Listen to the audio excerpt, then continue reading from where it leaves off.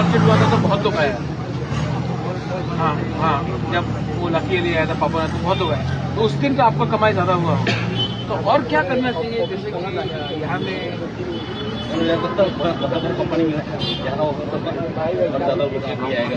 बाहर से यहाँ पे तो कंपनी भी नहीं है, कुछ भी नहीं है, इसमें से बाहर भी जाना है कैसे।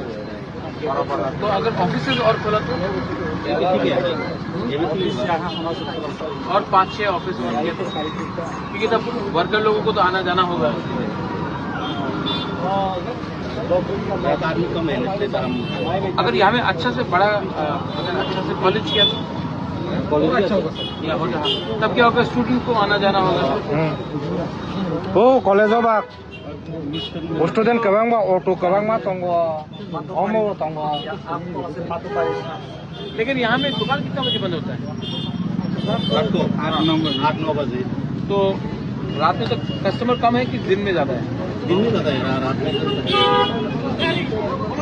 में तो ऑफिस जाने वाला है, आदमी तो भी इसको जाने वाला है। हम सोच रहे हैं कैसा अपना पिपरासा का इकोनॉमी को बढ़ाएगा।